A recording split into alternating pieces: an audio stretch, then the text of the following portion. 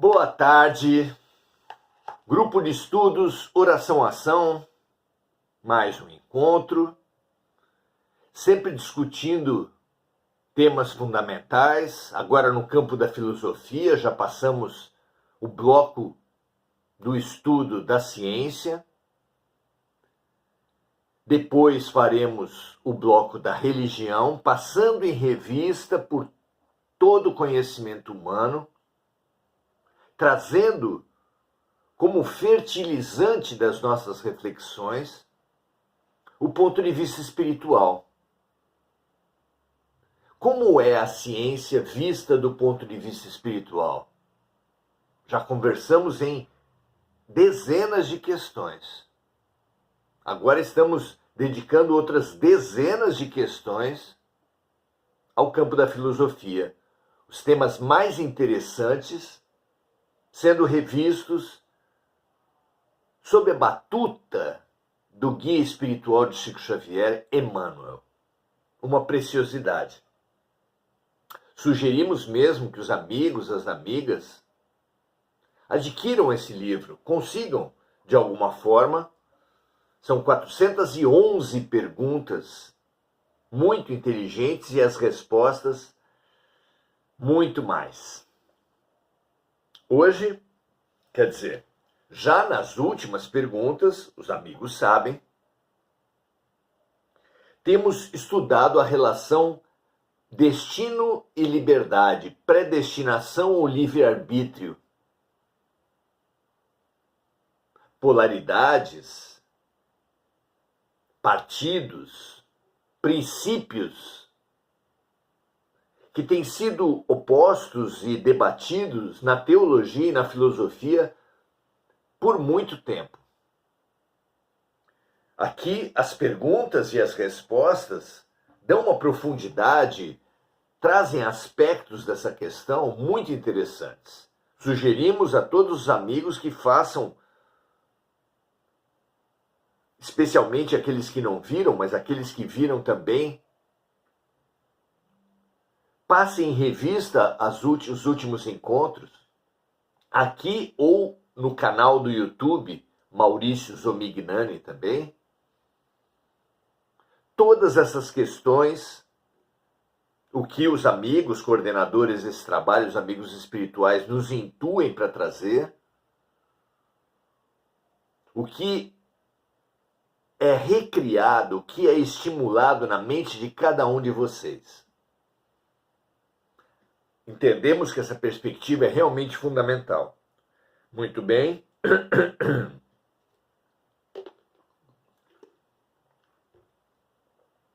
Hoje vamos estudar as questões 138 e 139, discutindo, em primeiro lugar, a questão do erro, como compreender, do ponto de vista espiritual, filosófico, a questão do erro, e depois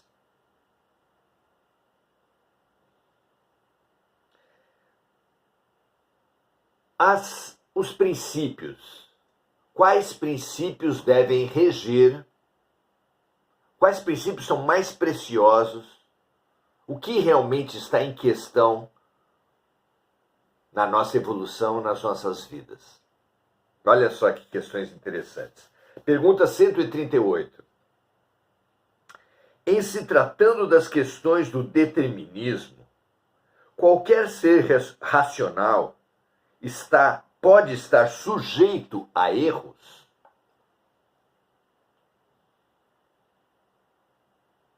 De uma outra forma, a pergunta pode ser traduzida: estamos destinados a errar? O que você acha, meu amigo, minha amiga? Nós que vemos o ser humano, as criaturas em geral, e nós mesmos em particular, tão enfronhados no erro? Será que nós estamos destinados ao erro?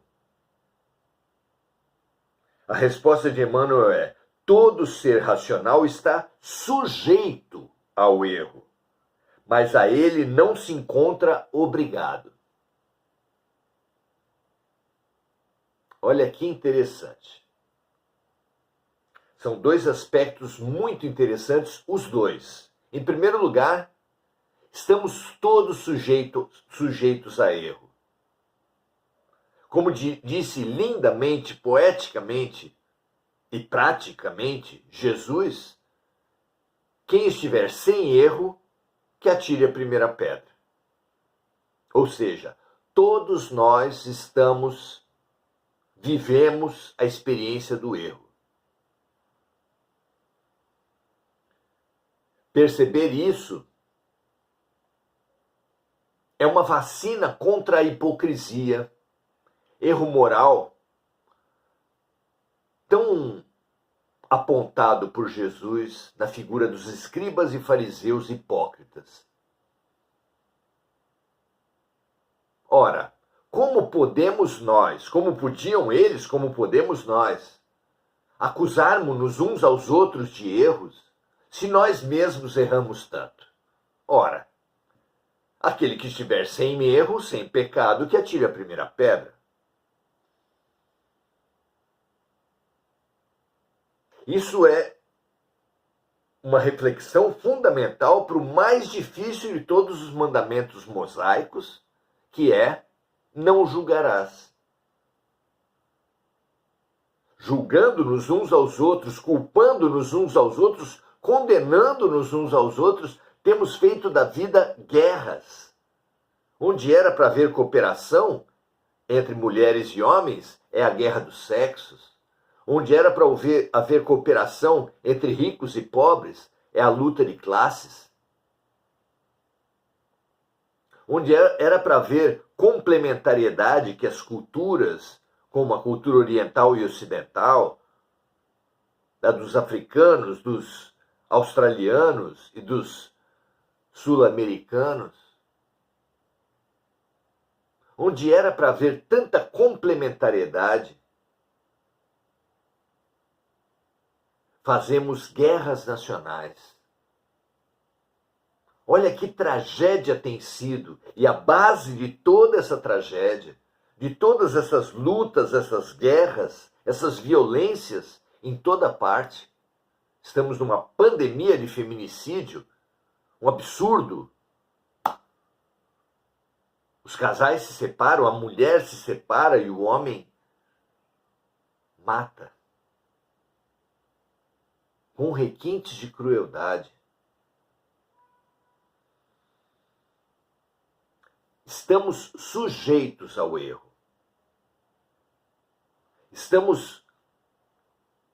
O erro faz parte de um processo educativo.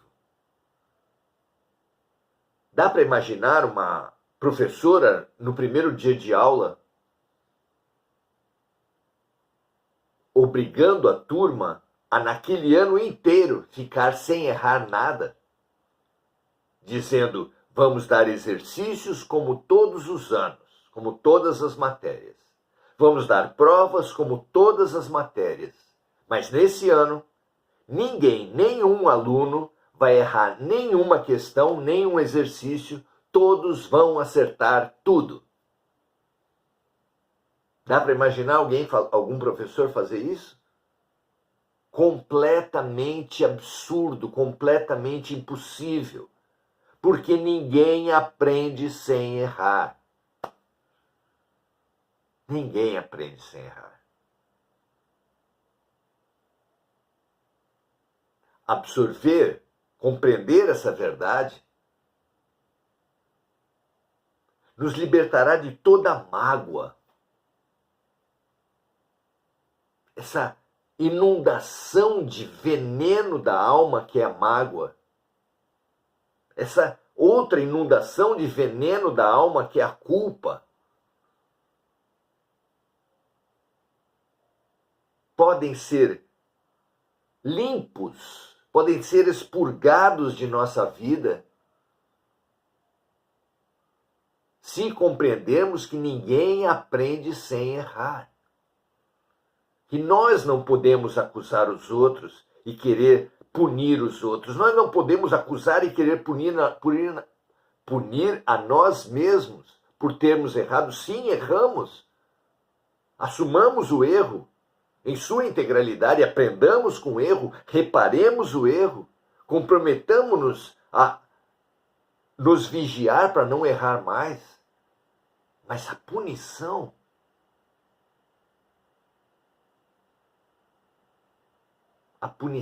realmente não melhora ninguém. Então, todo ser racional está sujeito ao erro, mas a ele não se encontra obrigado.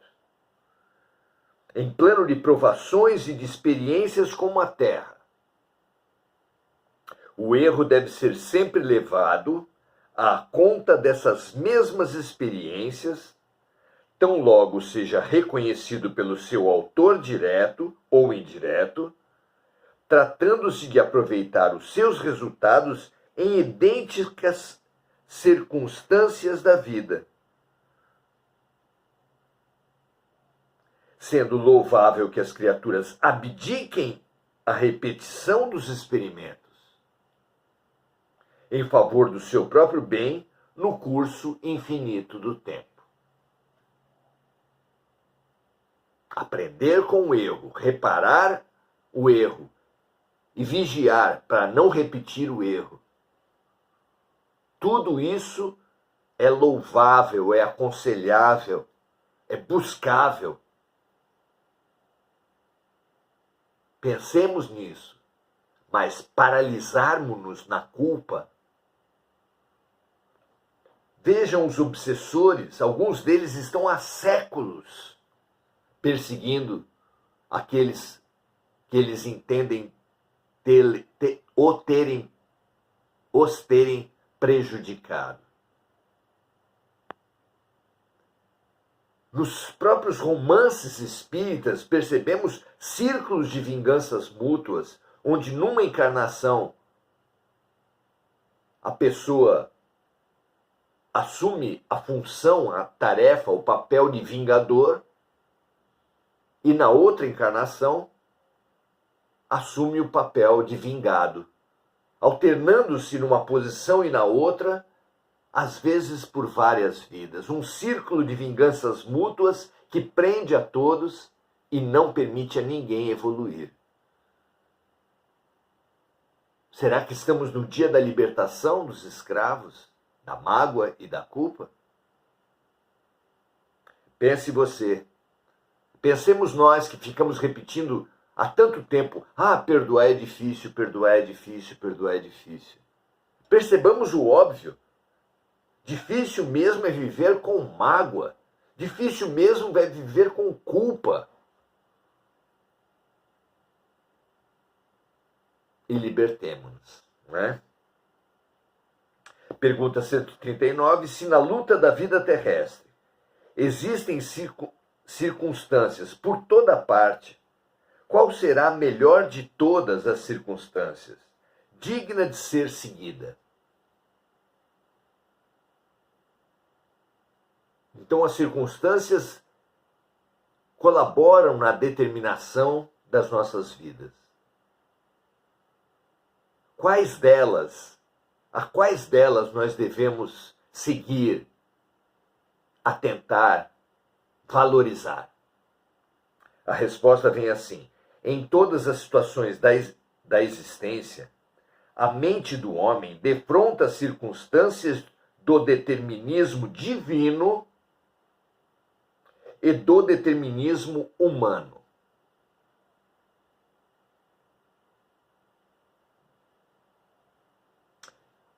As gerações, para falar do determinismo humano, elas se condicionam umas às outras.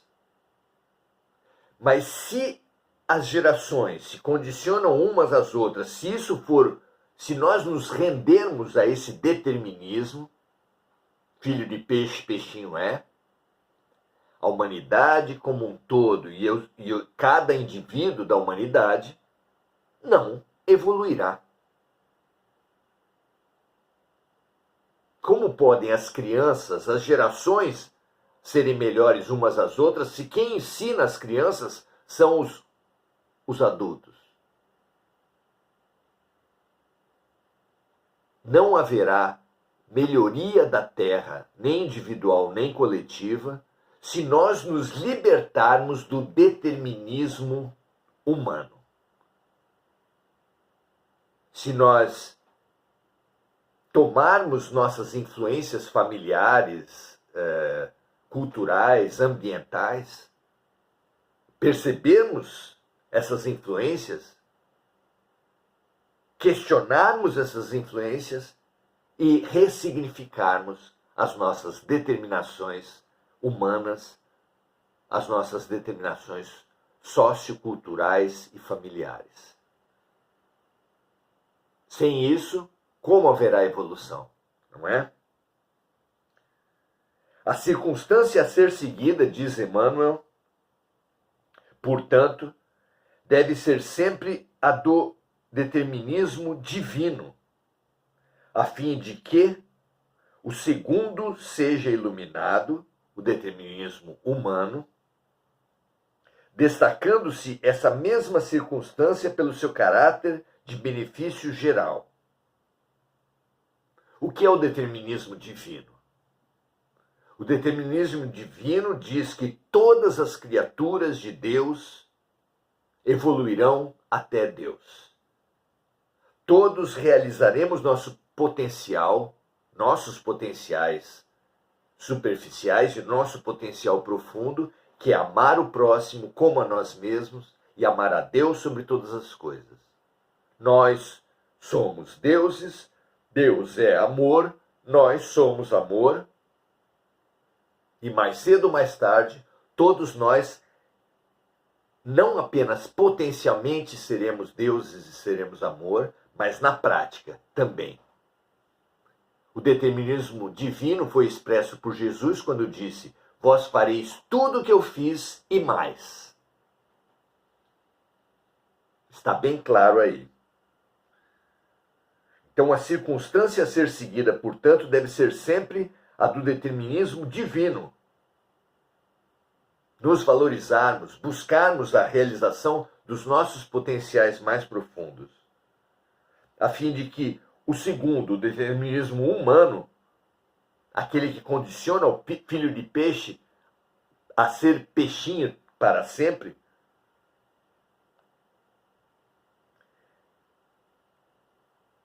o segundo seja iluminado pelo amor, pela nossa essência, pelo nosso destino de realização profundo, destacando-se essa mesma circunstância pelo seu caráter de benefício geral, muitas vezes com o sacrifício da satisfação egoística da personalidade. Então, condicionar o ser superficial, perceber que em tudo e em nós mesmos há uma faceta humana e divina. E aprendamos a dar a César o que é de César e a Deus o que é de Deus. Aprendamos a, com o homem novo, empurrar o homem velho e nos darmos a luz.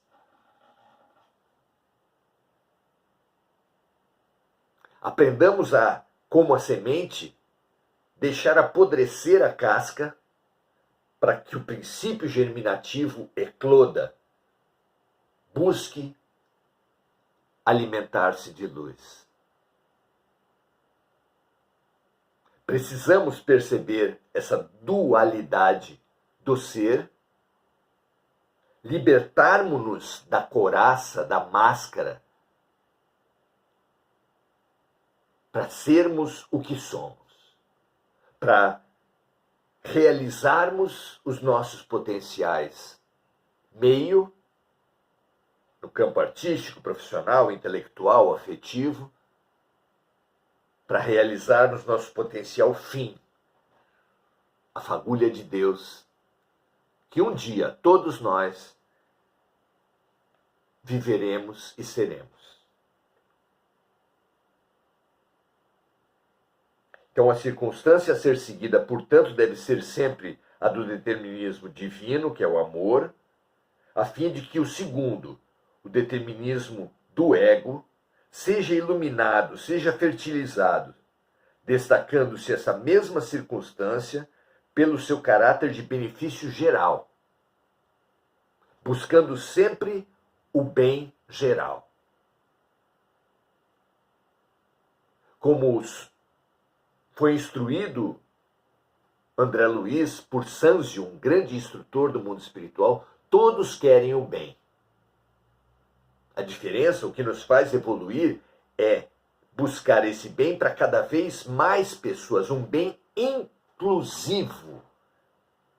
Porque o bem exclusivo, o bem nosso que exclui todos os demais, esse na verdade é o mal, esse na verdade é o egoísmo, esse na verdade é a violência. O violento, todos os violentos querem apenas o bem. Os corruptos, os estupradores, os assassinos, querem apenas o bem, mas querem apenas o bem de si mesmos, sem importar-se com o bem dos outros. Já os santos, os iluminados, vivem pelo bem da coletividade, chegando a sacrificar mesmo o seu bem individual, como Jesus que sacrificou o seu corpo para o bem da humanidade. Nós precisamos evoluir, e evoluir é incluir cada vez mais pessoas, cada vez mais seres no bem que nós buscamos. Por que bem você trabalha, você ora? Por que bem a que bem você busca? Inclui a sua família? Que bom. Inclui o seu país? Maravilhoso. Você estuda, ora e trabalha pelo bem de toda a humanidade? Estupendo. Você está avançando muito. Porque um dia todos nós seremos pelo menos como São Francisco, que chamava de irmãos não apenas todos os seres humanos, mas também todos os animais, e não apenas todos os seres humanos e animais, mas também os vegetais. Não apenas os seres humanos, os animais, os vegetais, mas também todas as coisas, todos os minerais, ou seja, toda a criação de Deus. Somos uma família universal, que não exclui ninguém. E nós seremos mais o que somos, realizaremos-nos mais, quanto mais seres nós incluirmos na nossa perspectiva, nas nossas buscas, nos nossos estudos, nas nossas orações, nos nossos investimentos de tempo, de dinheiro, de capacidades, no nosso amor. Amai-vos uns aos outros como eu vos amei. Amem a Deus, amem ao todo, acima de todas as partes. Amar a Deus sobre todas as coisas é amar o todo, acima de todas as partes. Vejam vocês se isso contempla a sua visão também. Em virtude dessa característica, o homem está sempre habilitado em seu íntimo a escolher o bem definitivo de todos,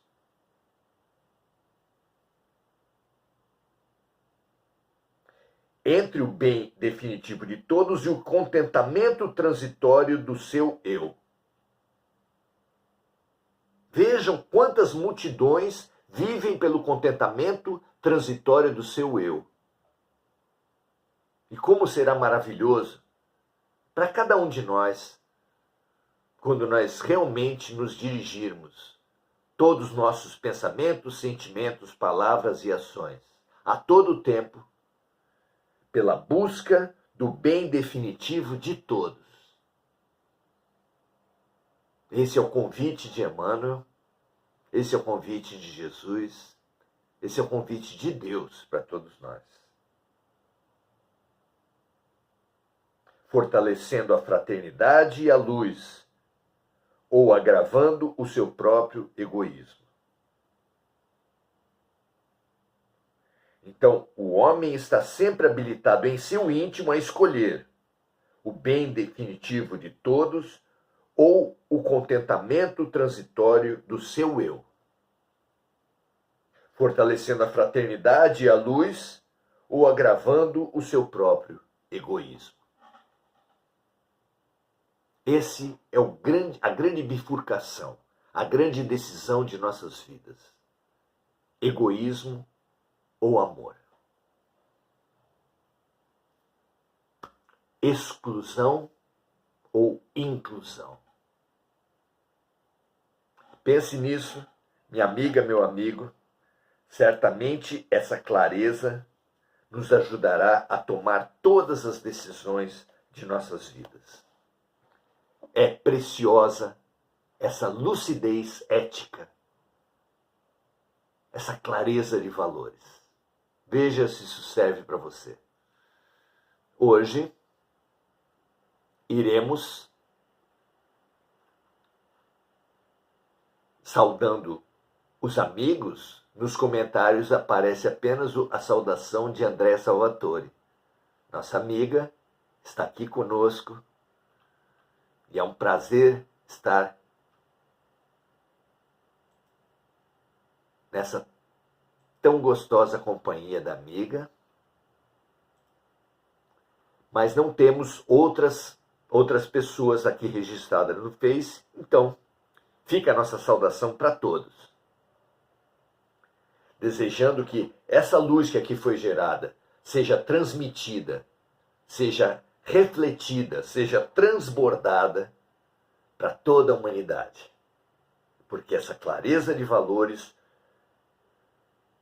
orientará todas as criaturas que a adquirirem, que a conquistarem, para tomar a cada momento de suas vidas as melhores decisões.